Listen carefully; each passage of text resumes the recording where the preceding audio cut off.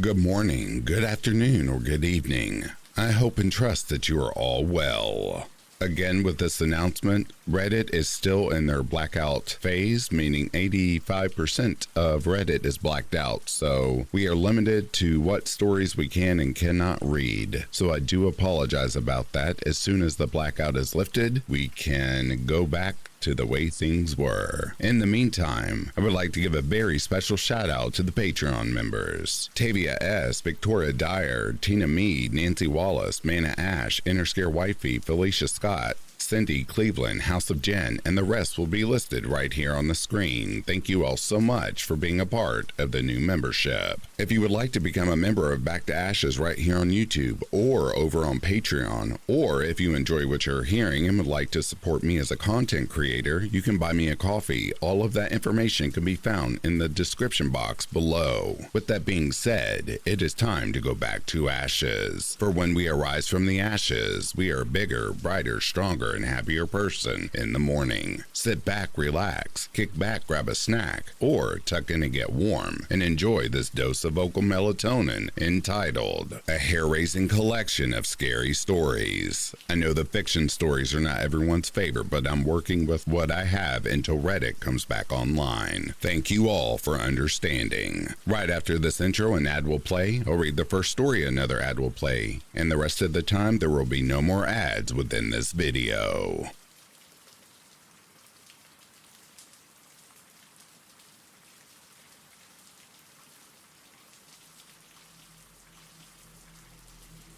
For the most part of my life, I studied in a semi-government school and was in an all-girls hostel. Most hostelers know the scary stories associated with the place, but I never believed in things like this, and generally was the least scared of all. We girls are known to always go to the bathroom together, especially because the common washroom is a bit far from our dorms, and going with someone gives a sense of security. One night, my bed neighbor really had to pee and I accompanied her. While waiting for her to do her business, I saw that a bathroom next to her was occupied even before we had arrived there. I tried to have small talk with my friend and said that we should wait for the other girl as she must have come alone. We knocked on the other bathroom and asked when she would be finished so that all three of us can go together, but there was no reply from the other side. After a few more knocks, I thought maybe the person in it didn't want to be disturbed, so as soon as we were leaving, the door creaked open a bit. There was a pair of shot black eyes creeping at us through the small crack. The way both of us ran back because of the fear and horror of not understanding what just happened.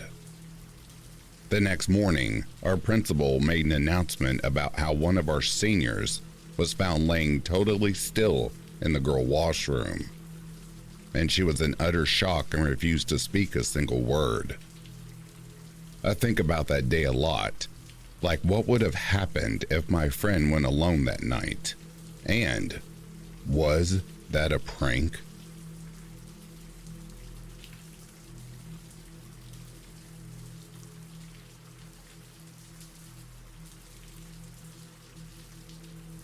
A sudden headache struck the old goat herder. The pain was so sharp he blacked out for a second. Returning to his senses, he was sitting on the grassy shores of the great sea. Red dots and lines danced in the field of vision as electric shocks traveled across his skull and neck. The old man looked up. The last thing he saw was a fiery spear hurling towards him from the sky. The same star he grew up watching grow in size and proximity in the sky with each passing day. The old man didn't feel pain upon impact. In fact, he felt nothing at all. The falling star crashed into the great sea with such heat it had evaporated. The force of the impact had pushed vast quantities of salt buried beneath its waters into the air. In the minutes after the crash, Skies rained flames and salt in the shape of a poisonous snowstorm that ate the fabric of the world as it cascaded onto the earth. The blast generated by the impact was so great, it had set the entire world on fire, dismantling the continents and stripping the earth of its surface before the solar system followed suit, crumbling into dust. Followed by the demise of the rest of the Milky Way galaxy and a display of colorful cosmic fireworks going off as the stars imploded on themselves, one by one, leaving behind nothing but a trail of pure darkness until the entire universe collapsed in on itself in a supermassive explosion that unraveled the entirety of creation, revealing the threads that held it together. A spiderweb of threads colored in impossible hues intertwine endlessly in impossible shapes and knots. The threads refused to be torn apart by the blast, instead pulling the dried-up skeletal remains of the universe back together into place, reforming a grotesque skeleton devoid of life with such a force that an impossibly massive array of colors, sounds, and immeasurable heat arose from the core of the titanic bone formation, leading to the inevitable birth of particles. Particles so small and elusive, yet so magnetically charged they immediately pull each other closer and closer. Slowly they merged to give birth to atoms that further metastasized into elemental molecules, ones that give birth to the building blocks of the flesh of the universe. Before long, muscles and tendons shaped like stars and nebula began taking shape all across the barren skeleton of the cosmos. In no time, the threads of the universe, the fabric of fate, drove the universal evolution to a point where the entirety of creation had regrown its organs in the likeliness of luminous stars and quasars, the light-devouring black holes and the planets upon which the amorphous divinities breathed life. Life gave rise to consciousness, and consciousness gave rise to awareness, which eventually birthed mindfulness, from which came the imitation of the divine and the cosmic. Miniature godheads who manipulate and cultivate other life forms, attempting to tame their planets, end up constructing cities and establishing civilizations before they set sail across the vast expanses of the universe.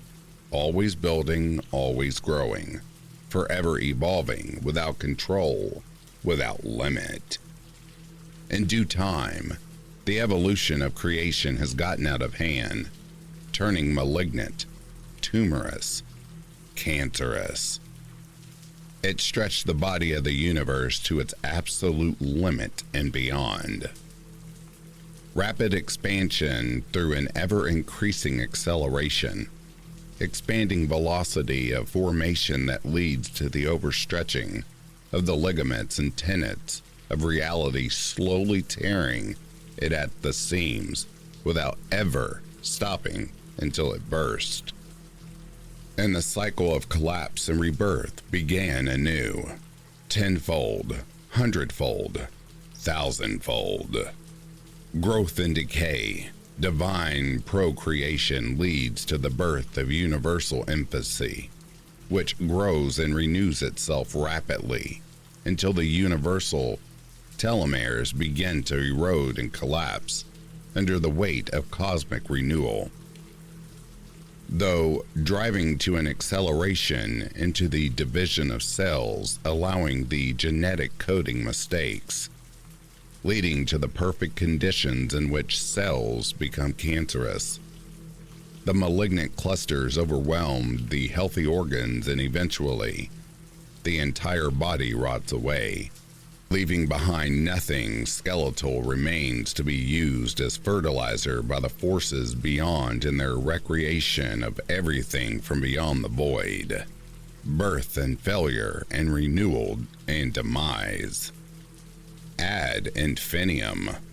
A single second outstretched beyond the limits of elasticity, into a loop twisted seamlessly around a dreamlike eternity within the rapidly deteriorating into a decline geared towards an irreversible collapse.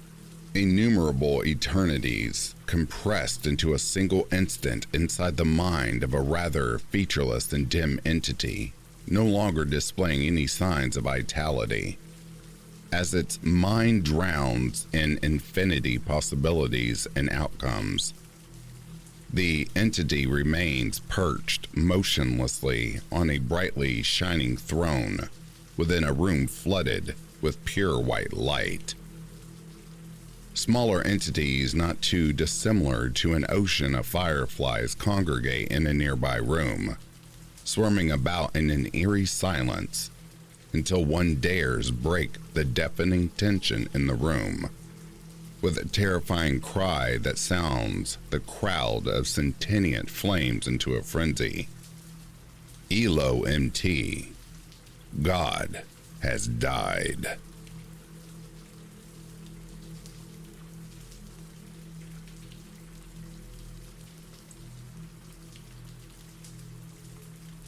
In the year 1867, in a quaint town shrouded in a heavy mist, stood an ancient Catholic church. It had long been a beacon of solace and spiritual guidance for the townsfolk, but little did they know that within its hollowed walls, a malevolent force lay dormant, waiting to unleash its horrors upon the world. Rumors and whispers of a demonic entity had circulated among the villagers for years, and their fears were dismissed as mere superstitions. However, as time passed, inexplicable phenomena began to occur within the church's sacred confines. Shadows danced in unholy patterns, whispers echoed through empty pews, and an aurora of malevolence permeated the air. The town's residents, filled with trepidation and a desire to protect their beloved church, banded together to confront the sinister force that threatened their sanctuary. Armed with rosaries and crosses, they gathered one fateful night to perform an exorcism, hoping to banish the demonic entity that had taken root. As the incantations began and the air grew heavy with anticipation, the very foundations of the church seemed to tremble. The entity awakened from its slumber, fought back with a ferocity that surpassed anything the villagers had anticipated. The battle waged on, but their efforts proved futile against the ancient and relentless evil.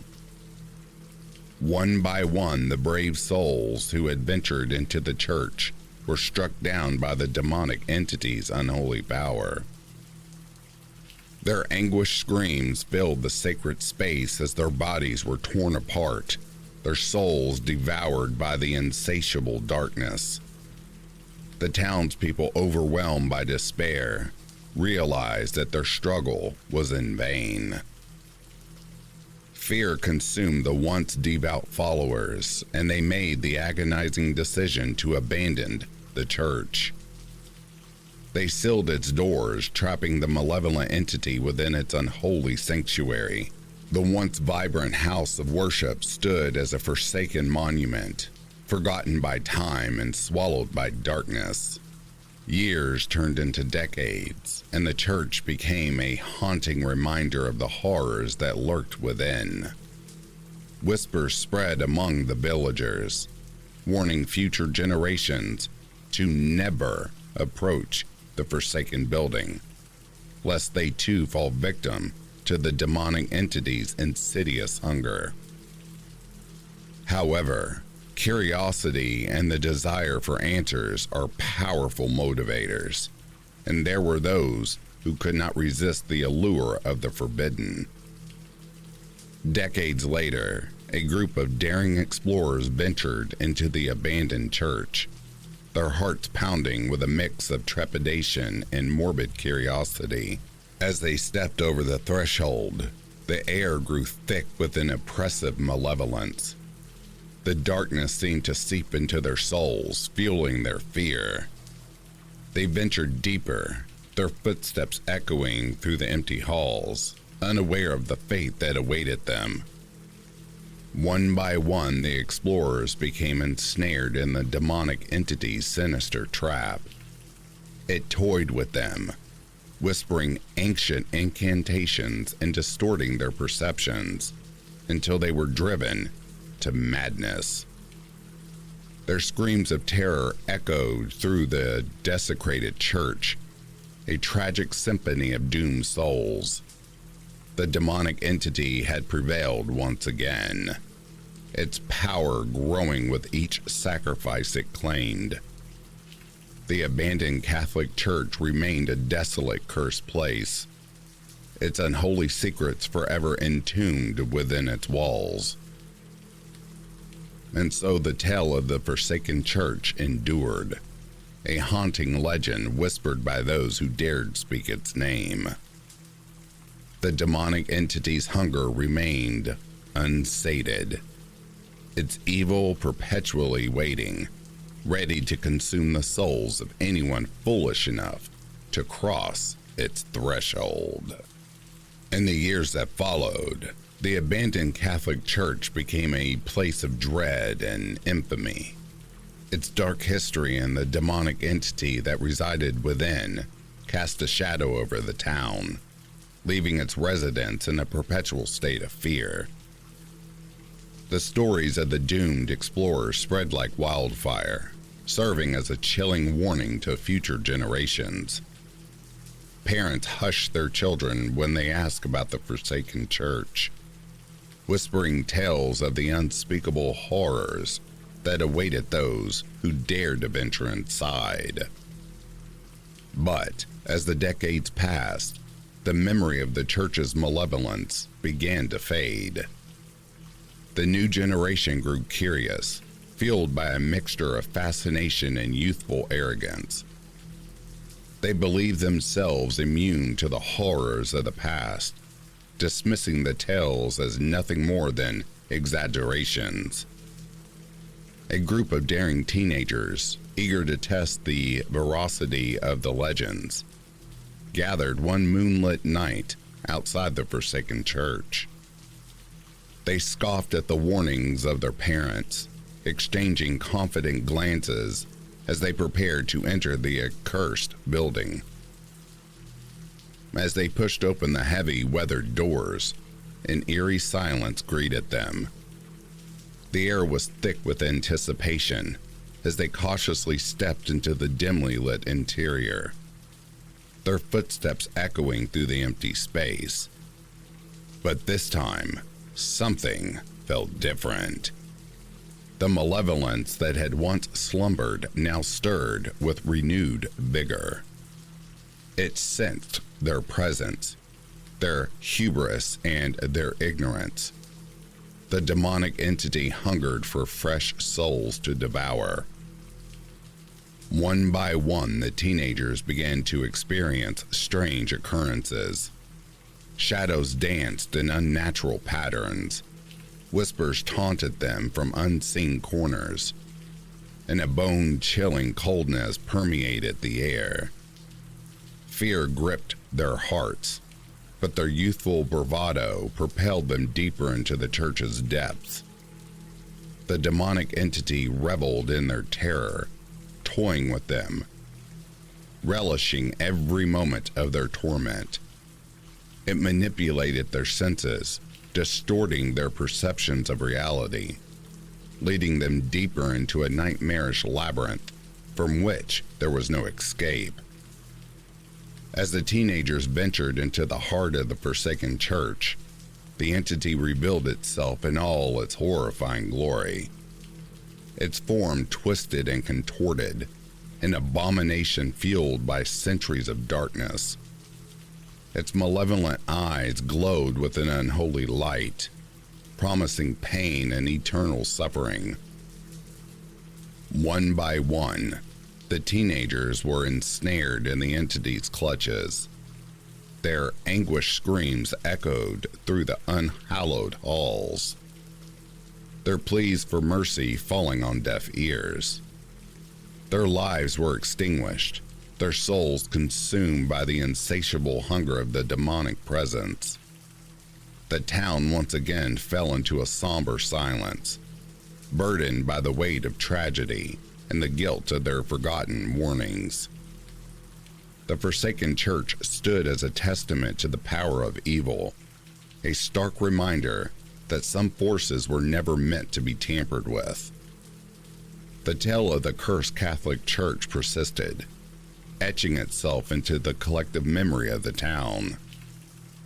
The whispers of its dark history served as a cautionary tale, ensuring that future generations would heed the warnings and avoid the treacherous path that led to its doors. And so, the abandoned church remained as a haunting relic, a blight upon the town's conscience. The demonic entity would then continue to feed upon the souls of the curious and the foolhardy, forever trapped in its unholy domain, waiting patiently for the next ill-fated souls to enter and seal their tragic fate. In the years that followed the devastating events of the forsaken Catholic Church, the town sank deeper into a state of perpetual dread. The memory of the demonic entity's malevolence lingered in the hearts and minds of the townsfolk, casting a shadow over their lives. Whispers and superstitions grew rampant, warning people to stay far away from the cursed church and the evil that dwelled within. Parents passed down cautionary tales to their children, ensuring the horrors of the past were not forgotten. The church became a taboo subject, its mere mention sending shivers down spines. But among the populace, there were those who hungered for knowledge and sought to unveil the truth buried within the church's accursed walls. A group of paranormal investigators, led by the renowned occult scholar, Professor Lawrence Thornton, arrived in town. Determined to confront the malevolent force head-on, they ventured into the heart of darkness, armed with an array of specialized equipment and their unwavering resolve. The investigators crossed the threshold of the forsaken church. The air grew heavy and oppressive, each step forward a battle against the suffocating aurora of evil that saturated the atmosphere. As they explored the forsaken halls, they encountered twisted symbols and remnants of past battles etched into the walls. The presence of the demonic entity manifested in chilling whispers and ethereal apparitions that danced just beyond their vision. Yet the investigators pressed on, their determination fueled by a thirst for knowledge. In the darkest depths of the church, they discovered a hidden chamber, a sanctum cloaked in darkness and despair. Symbols of ancient occult rituals adorned the walls, making a nexus of otherworldly power. Unbeknownst to the investigators, they had stumbled upon the very epicenter of the demonic entity's strength. Within the chamber, the entity unleashed its wrath, its dark power pulsating through the air. It played with their minds, distorting their perceptions and luring them into its deadly game. One by one, the investigators fell victim to the entity's insidious tricks, their sanity unraveling like fragile threads. Professor Thornton, the last remaining member of the team, stood alone in the face of overwhelming darkness. Sweat trickled down his brow as he fought to maintain his resolve, gripping his crucifix with trembling hands. He called upon every ounce of knowledge and spiritual strength within him to combat the malevolent entity. But the demon's power was too great, its hunger insatiable. With a guttural roar, The entity engulfed the professor, consuming his very essence. The chamber trembled as if acknowledging the triumph of evil. As dawn broke over the town, its rays cast a haunting glow upon the forsaken Catholic Church.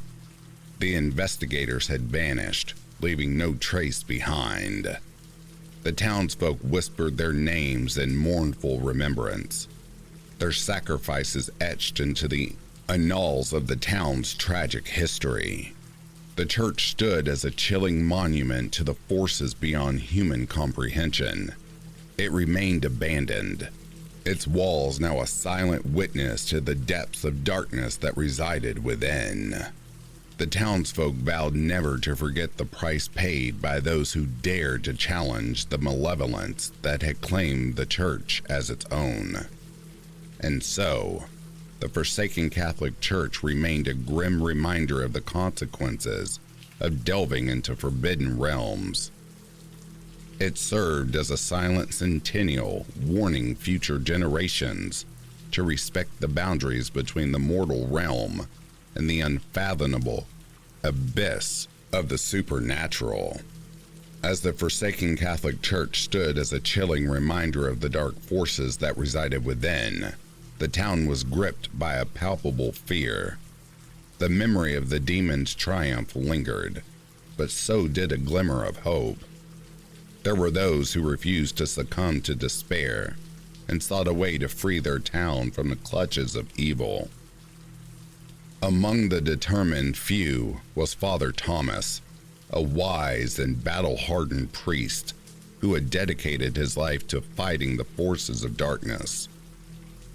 He witnessed the devastating consequences of the demon's power and understood the urgency of the situation. Gathering a group of brave volunteers, Father Thomas prepared them for the perilous mission that lay ahead. They armed themselves with ancient artifacts, sacred relics, and unwavering faith, ready to confront the malevolent entity that had tormented their town for far too long. With hearts filled with determination, the group ventured into the forsaken church once again, this time armed not only with weapons, but with the knowledge passed down through generations. They knew the demon's vulnerabilities and sought to exploit them. Within the desolate halls, they encountered the demon's twisted manifestations, grotesque creatures that sought to sow chaos and despair. But, with steadfast resolve and unwavering unity, the group fought back, their faith acting as a shield against the darkness. Father Thomas led the charge, his prayers resonating with an unworldly power. He wielded ancient incantations and symbols, forcing the demon to retreat, its power weakening with each step. The group pressed forward, guided by an inner light that refused to be extinguished. Finally, they reached the hidden chamber, the epicenter of the demon's strength. The air crackled with malevolence, but the group refused to yield. They chanted ancient verses, invoking the divine protection that had guarded the faithful for centuries. As the demon materialized before them, a grotesque and towering figure of pure malevolence, the group unleashed their final assault. They chanted in unison, their voices rising against the darkness. Light flooded the chamber, blinding the demon and sapping its strength. With a final thunderous cry, the demon was banished. The ground trembled, and the chamber shook as the forces of darkness were purged from the church. Silence fell upon the hollowed halls, broken only by the exhausted breaths of the victorious group. The demon's influence dissipated, its power scattered into the void. The forsaken church was cleansed, no longer a symbol of terror, but a testament to the resilience and bravery of those who refused to submit to the evil forces. The town rejoiced, their faith in the light restored.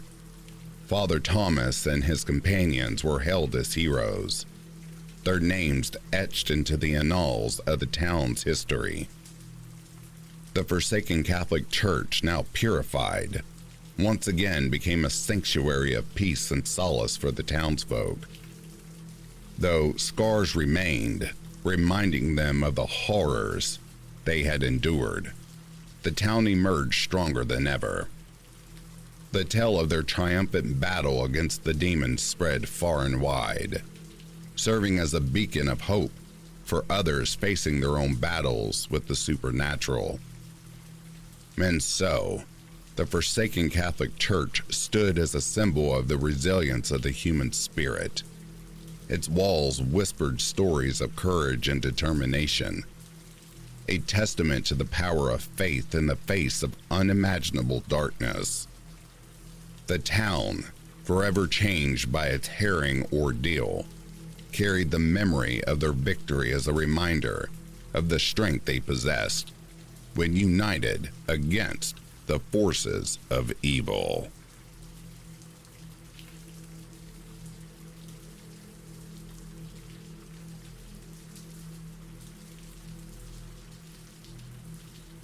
I hadn't wanted to go to Applebee's, but my friends insisted. I'm not opposed to going out to have a meal, but I hate going to the Applebee's in our town. It's a gathering place for every half-drunk Chad and happy hour drunk who doesn't have enough money to drink at the yacht club, but too much class for the tilted stool. We weren't big drinkers. I mean, we like to tie a few on sometimes, but these guys get downright sloppy. We get the booth as far from the bar as we can, but it's still so damn noisy in there. By the end of the night, we're all yelling at each other just to be heard over the jukebox and the drunks. I spend the rest of the night with my eardrums pounding and my head ready to crack open. At least that's how it had always been until tonight. So, we were at the back booth, like always, when I saw a guy. Mark was talking about some girl he was seeing from work, Frank laughing like a donkey. His latest drink bounced around, threatening to spill as he pounded the table, and I looked up for my cowboy burger, just in time to see this guy hunkered over his food at the end of the row. He was bent over his plate, the top of his bald head gleaming, and the light over his head hit him like a wax sculpture. I'm not usually one for people watching, but this guy stood out. He reminded me of a story from Temple, back when I still went with my parents. They told us a story about a guy who had built a creature to get revenge, a golem, and that was my first thought when I saw this fella. That sounds a little harsh, but I only mean that he appeared not like a man, but like the approximation of a man. He had on a white button-up, a red tie hanging loose around his neck like a noose, and even from here, I could see the sweat starting to pool under his arms. Despite the noise, I could almost hear him perfectly. At first, I thought he was eating his meal loudly, bent over at the waist like a dog, but the longer I watched, the more I thought he might be crying. His shoulders were hitching in slow up and down jerks, and he appeared to be sobbing onto his plate. I felt a little voyeuristic as I watched him live what was likely the worst day of his life. Poor guy had probably been stood up for a date or lost his mother, and here I was watching. When Mark leaned nearly into my ear, I jumped a little when he spoke. "What you looking at, Pally?" He followed my line of sight and found the poor guy before I could. "Whoa, that's a guy who's got a date with a rope later." Frank turned to look but winced as Mark kicked him. "Don't look. Ain't you got no sense? Poor guy. Looks like this guy we had in the gas station the other night. He comes in high as a kite, and when I wouldn't sell him beer, he just starts crying and..." Mark went on, but I wasn't really paying attention anymore. I felt a little bad for continuing to watch him, but I just couldn't turn away. Something about him was mesmerizing. It was like driving past a car crash and being unable to stop staring at the bodies on the pavement. You knew it was wrong to stare, but you just couldn't stop. Frank was braying laughter again, and I could see our waitress contemplating whether to offer him another beer as she took our empty plates away. Mark told her he was fine. Frank ordered another beer, and after several tense seconds and an elbow from Mark, I snapped back to myself and said I was okay. "Geez, buddy," Mark said as the waitress shuffled off. "You gonna go over there and propose?" "What are you talking about?" I asked, biting into my burger and realized it was lukewarm. Had I really been staring at the poor guy as my hamburger turned to ice? "You've been staring at him for almost 10 minutes. I thought you were gonna order him a drink for a minute." We all laughed, mine being a little forced, and then Mark stood up and waved to a pair coming through the door. Jim and his wife, Celine, waved at us in return, and Frank moved to our side of the table so the two lovebirds could sit together.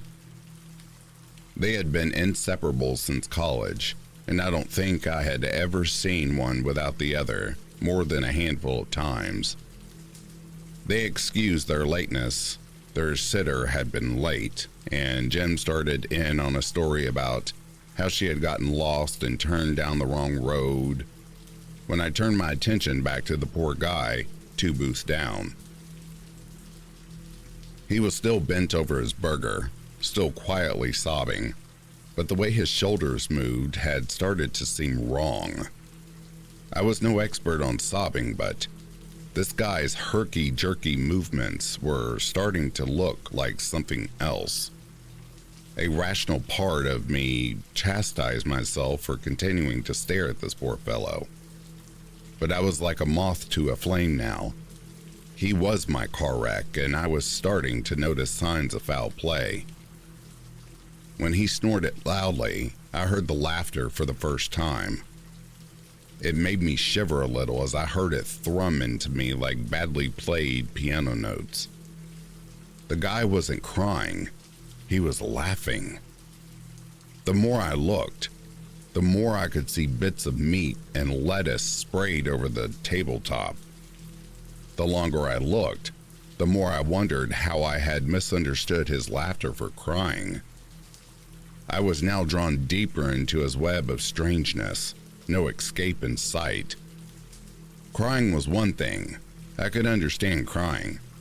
But who sat in a booth by themselves and laughed? Was he a nut? Some kind of mental case who was off his meds? Watching him from behind Celine's shoulder, I wondered if he might be dangerous. Maybe we should leave. Maybe I should suggest a change of venue, but all thought escaped me as he finally lifted his head from the plate. The scream that welled up inside me was cut off by my constricting throat and likely sounded like nothing as much as a sigh. The man's face looked like a fantastic bit of prosthesis. He was like a piece of Halloween decoration that's just a little too realistic. The kind you worry might contain a person who wants to bite.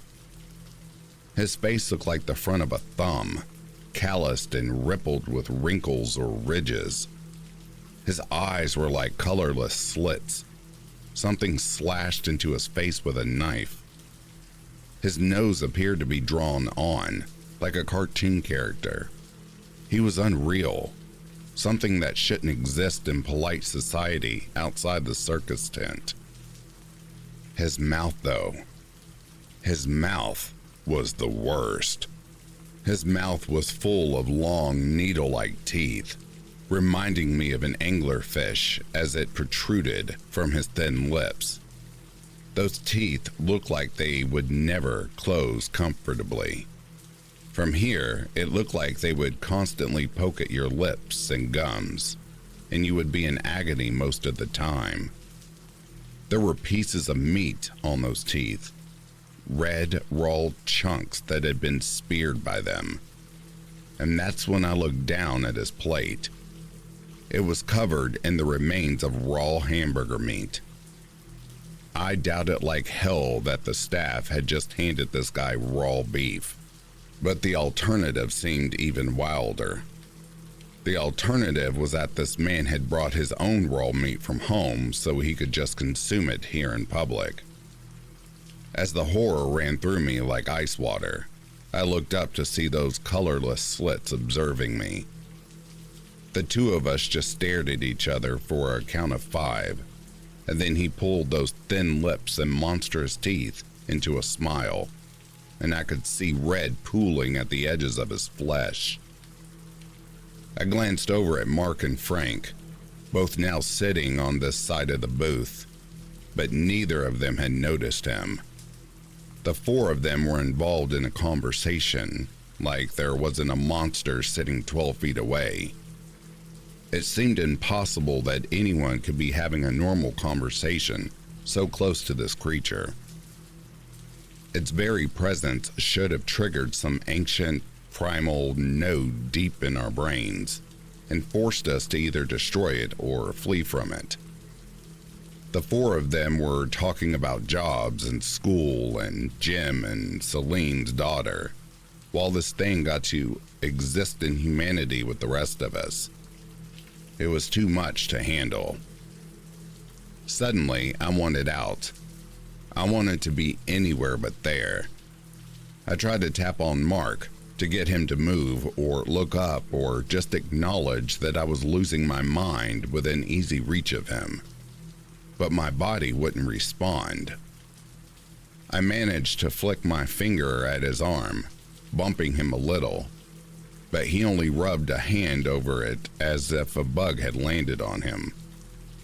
Celine was talking about the new Pokemon game, and Mark and Frank were just nerdy enough and broke enough to be enraptured by her descriptions. I was stuck in a state of eye contact with this thing, and the longer I looked, the more it seemed to drink me in with its strange eyes. Then, without warning, it began to sink down into its seat, lost beneath its table. I panicked. Suddenly, not being able to see it was worse than having it on display. Could it sink beneath our table? How far could it go and how close could it get? I was suddenly imagining the damage those teeth could do to a foot, even a foot within a shoe, and pulled mine up a little higher as Celine's word washed over me. He didn't resurface for quite some time, and you would have said that a thing that size would not have gone unnoticed. Then he slid back up from under the table on the opposite side of the booth. He was grinning from ghastly ear to ear, and he looked like a little kid who's trying to play with the table behind them. There was still a table behind us and him, but I was no longer sure how much protection that provided us. I didn't know what his mental state was and whether he meant us harm or not, but when he dipped back down again, I began to shake. "What is wrong with you?" Mark suddenly asked, turning to look at me as I shuddered beside him. I pointed to the empty plate where the man had been sitting, and Mark looked over before scoffing loudly. "Oh no, your boyfriend left? Don't worry, I'm sure most of those guys at the bar will take you home if you ask them nicely enough." What's going on?" Jim asked, noticing my discomfort and looking alarmed. "He's obsessed with a guy that was sitting a couple of tables back. Couldn't take his eyes off of him, I swear. I thought he was gonna try and console the guy for a minute. The dude was just sitting there crying, and this freak sits over here and... The bald and sweaty-head man began to surface behind Celine, and when I shouted for her to look out, the whole restaurant was dead silent. Jim and Celine turned to look, but there was nothing behind them. I've had enough, though. I pushed Mark and Frank out of the way, freeing myself from the booth as I went to check under the table behind us. He'd be crouching down there, grinning like the little goblin he was. But as soon as I got on my knees and looked beneath, I was greeted with nothing but an empty space. The waitress asked me what I was looking for as I moved to look under his table as well, but by then, I was already intent on leaving.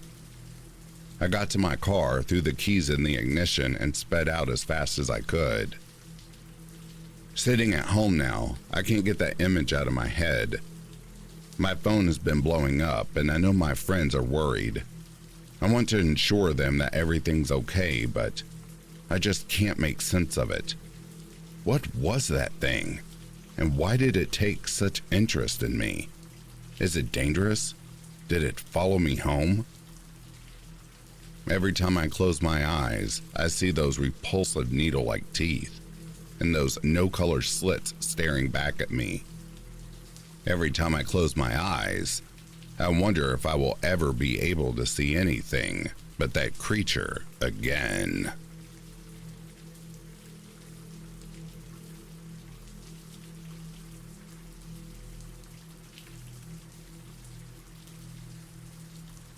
Everyone discusses the wonders of venturing beyond their comfort zone and pursuing their true passion by starting a business. However, the challenges of doing so and not achieving success are rarely acknowledged. I acquired a business loan, a commercial space with an attached apartment, and established a bakery. Unfortunately, I failed to attract any customers despite my many attempts with Facebook ads, radio ads, and even renting out billboards. Not a single customer ever entered my doors. It's not like my baking is subpar, not to boast, but I don't even have anyone willing to give it a chance. Perhaps small businesses struggle to survive and flourish in the face of the convenience offered by online shopping. My mother requested a cake for her upcoming birthday in a month, expressing her desire to be my first customer, and she will pre-order. However, I find the idea of my mother bailing me out again and being my first customer just embarrassing, and I want to avoid it at all costs. As a result, my funds and ambition are depleting. One night, I found myself self-destructing as I divulged in a late-night snack of my own creations. After consuming 2 cupcakes, I experienced a severe stomachache, a common occurrence after eating sweet baked goods, which is why I rarely indulge in them, especially late at night. Ironically, as a baker, I can barely enjoy my own baked goods. It feels like a curse.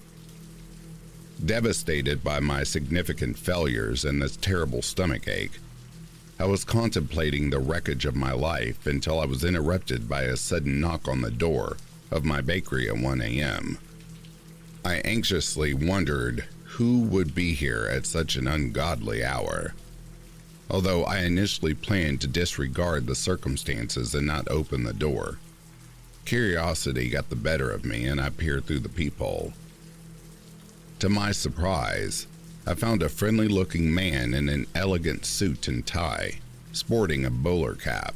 He had slicked back hair, glasses, and a warm, welcoming smile. He had a present wrapped in blue paper with a pink bow on top. A compulsion must have overcome me because I opened the door to a stranger at 1 a.m. "Hello there. Please accept my apologies for the late arrival. I just returned to town and wanted to offer a gift to the newest small business in town." Small businesses are a rarity nowadays due to the boom of online shopping. I hope this gift serves as encouragement for you to persevere. I understand how challenging it can be to achieve success, and perhaps this gift will assist you on your journey," he proclaimed. I was so taken aback by the elegant man and his captivating speech that I stood there in disbelief. Not a word escaped my lips as I reached out to receive the generosity offered present. The man smiled, tipped his hat, addressed me as "ma'am," and departed. And that was it. Feeling shaken by the peculiar encounter, I returned inside and sat down at my table, unwrapping the mysterious gift. Inside, I found a card in a black box. The card read, "Sometimes it's not about marketing. If something is remarkable enough, people will naturally gravitate towards it." I opened to the middle of the black book and started flipping through the pages, scanning its contents.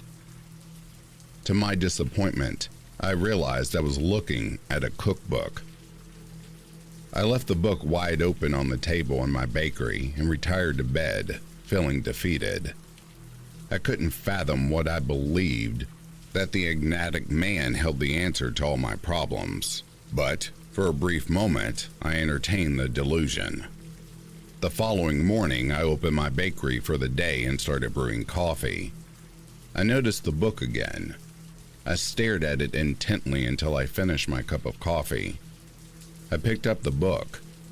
Over the next couple of hours, I baked several recipes from the book, carefully reciting each ingredient out loud to avoid forgetting anything. I couldn't comprehend how these recipes could be significantly better than what I had been baking before, to the point where customers would seek me out. Yet I was proven wrong. To my surprise, just as I finished icing a tray of cupcakes, I heard the bell on my bakery door, signaling the arrival of a customer. "You've got to be kidding me," I thought to myself, as a customer stopped into my bakery for the first time since I began my business, just as the card had predicted. "Hello.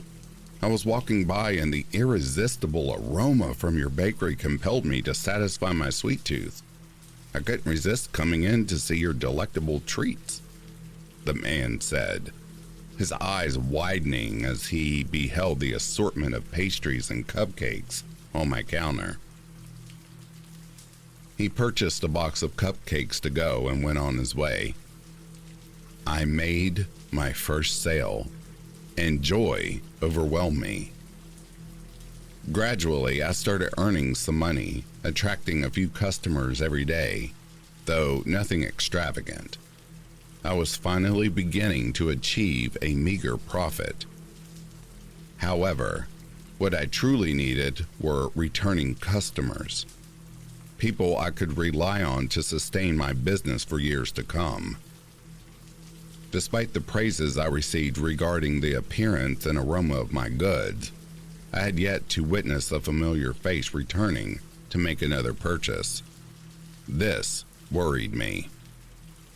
Against my better judgment, one morning I decided to sample my new creations, to ascertain whether the recipes the mysterious man had given me were genuinely exceptional. They were incredible. I couldn't believe it. "This is the most exquisite cupcake I've ever tasted," I thought, holding a half-bitten cupcake at eye level, scrutinizing its perfection. However, my elation was short-lived as I soon experienced a stomach ache. This didn't make any sense. I couldn't understand why, despite having numerous customers over the past month, not a single one had returned. Frustrated and confused, I concluded that I should sell a cake to my mom on her birthday, because then I could at least receive some honest feedback after prying for a while for the truth. I know, it seems low to sell a cake to your own mom on her birthday. But you don't know my mom. She would insist on paying me regardless of whether she slipped money in my pocket or left it in my apartment's mail slot. Somehow, she would ensure I received the payment, so it's easier this way. So, I baked a cake for my mom. Although she arrived in town late that night, she insisted on having cake and ice cream. She came to my bakery at 12:30 a.m., and after catching up for a while, she eagerly anticipated trying her birthday cake. I adorned the cake with candles spelling out 2 and 1, and wished my mom a happy 21st birthday, which made her burst into laughter at the obvious lie. My mom treasured birthdays and always celebrated no matter what. I asked her to make a wish and watched as she leaned in to blow out the candles. To my disbelief, my jaw dropped as I witnessed a colossal open mouth materialize on the cake with razor-sharp, shark-like teeth that swiftly engulfed my mother while she still had her eyes closed, beginning with her head, which caused her to be suspended upside down. Then, with its snake-like ability to stretch, its mouth widened to accommodate the rest of her body, and my mother disappeared with just a few jingles. The cake, now a monstrous, bloated creature, turned to face me. It shouldn't have been able to see me, possessing only a giant mouth, and yet its gaze bore a hole into my soul. I screamed in horror as the monstrous cake turned its attention towards me. In all the chaos that transpired, the black cookbook fell off the table and landed on the ground, reminding me that this is how it all started. I darted for the book, ducked, and retrieved it, barely dodging a swift chomp from the cake-like creature, and fled outside overwhelmed and hysterical at the events that just unfolded that I'll never be able to live down. Now I understand why none of my customers returned, but I was around the baked goods as well, and I'm still here, I screamed frantically, tears streaming down my face. Thumbing through the book's pages, my eyes darted around until they landed on the first page, which bore a crucial warning. Please read before using. Do not indulge in these delectable sweets after dark. The consequences of your sweet tooth may turn rotten.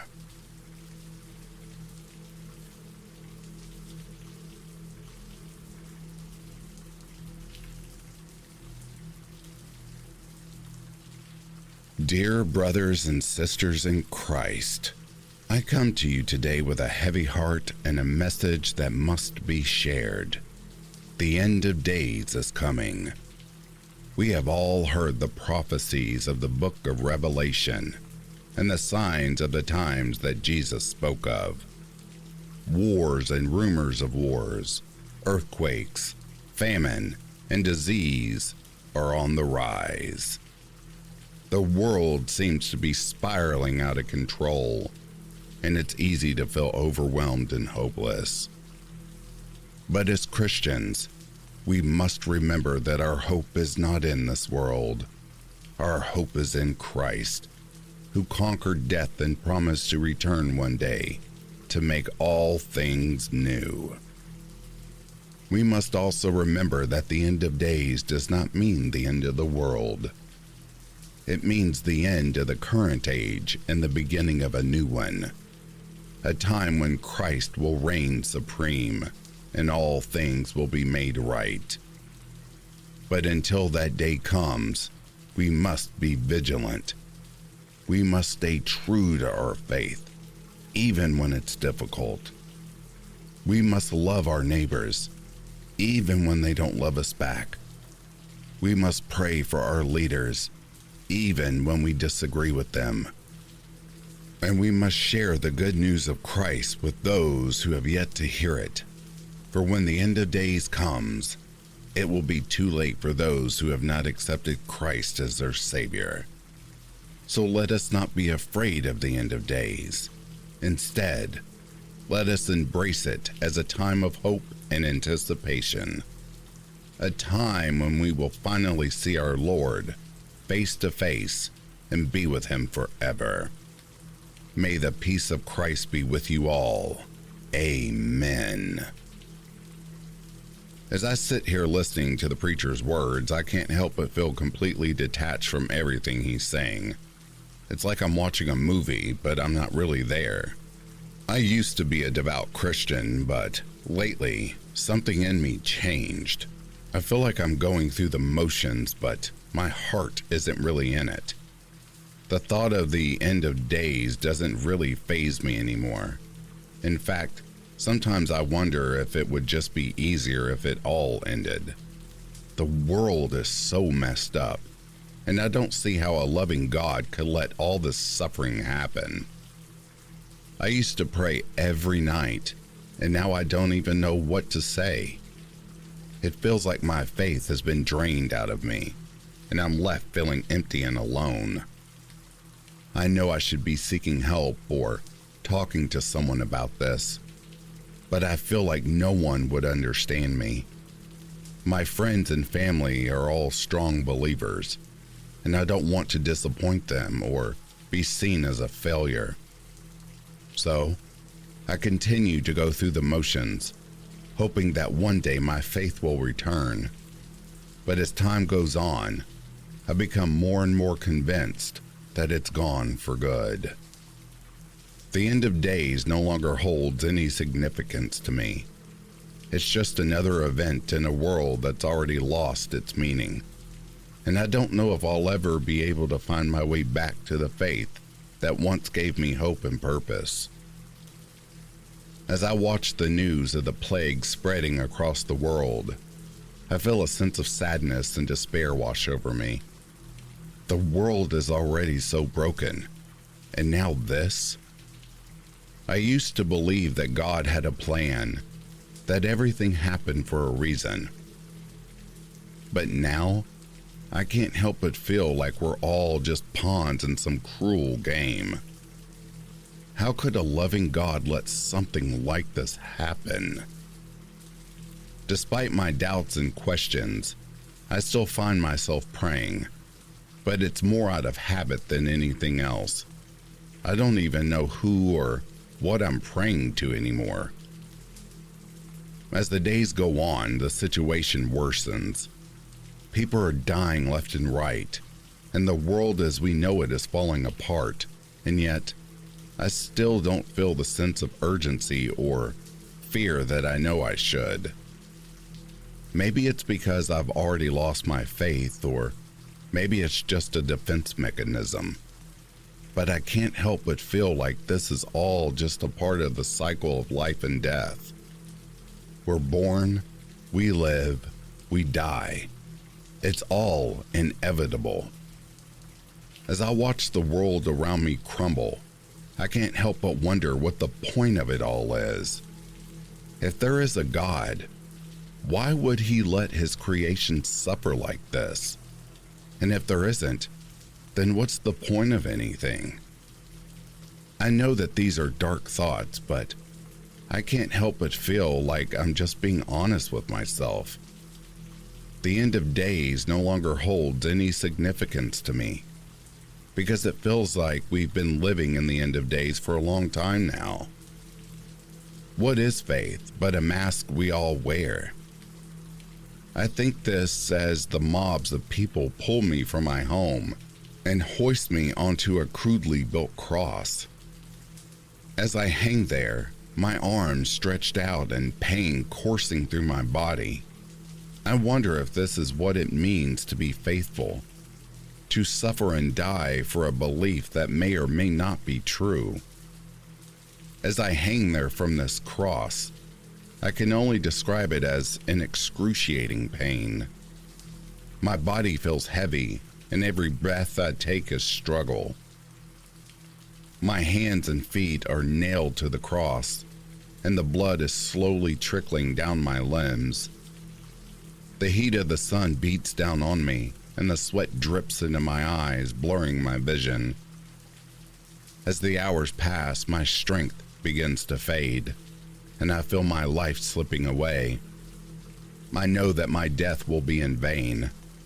I offer nothing but hate and pain to those who have condemned me, and I ask my so-called Father in heaven why he would allow this.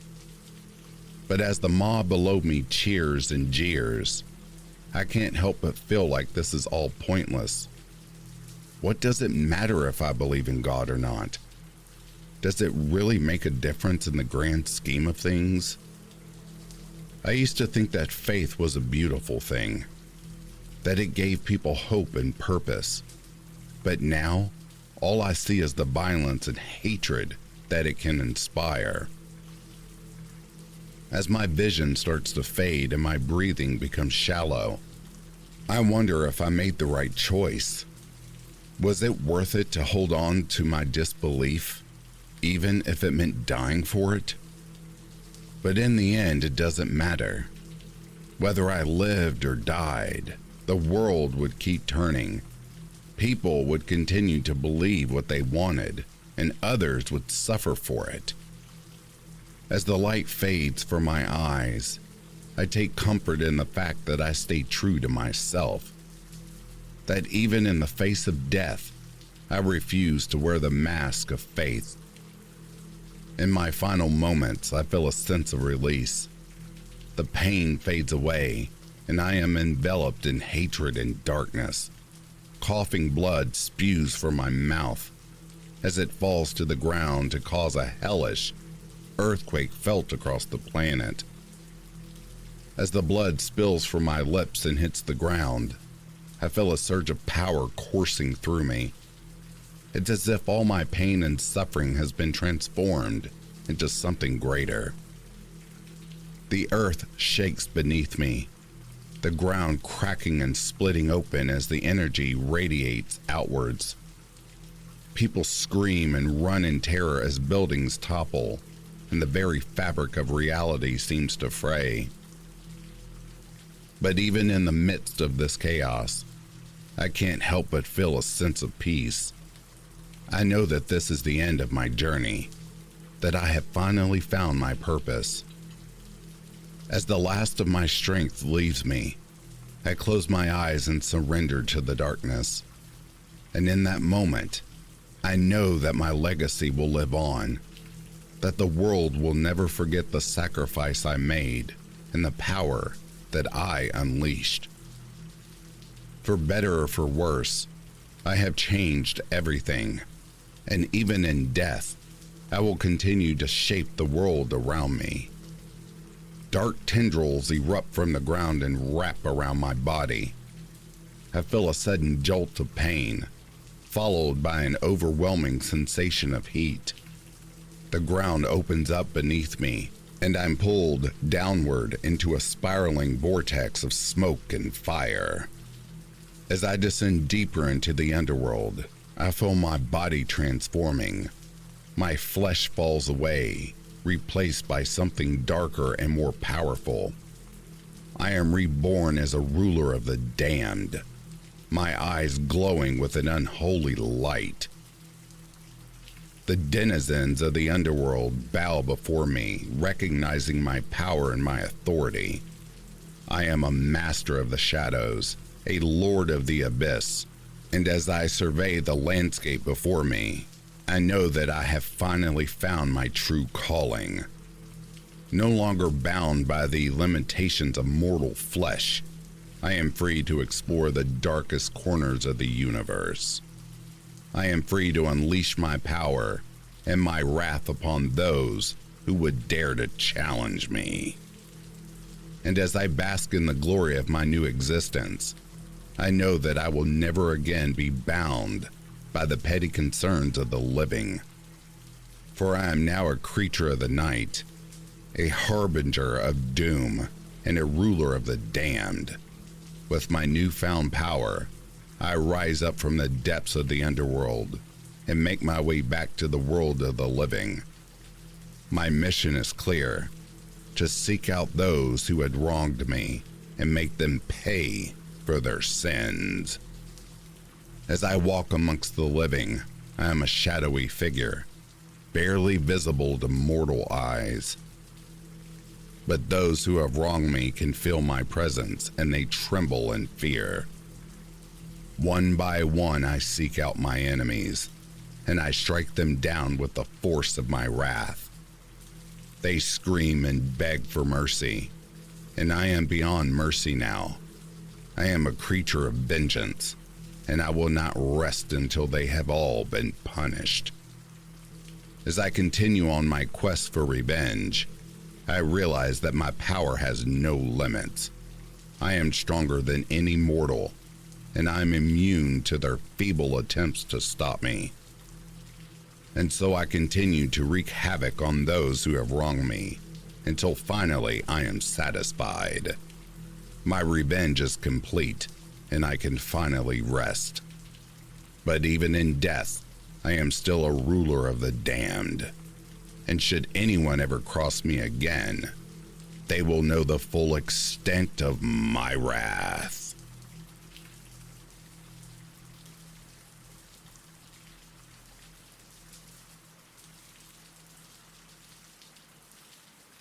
And that, dear listeners, is the end of these hair-raising collection of scary stories.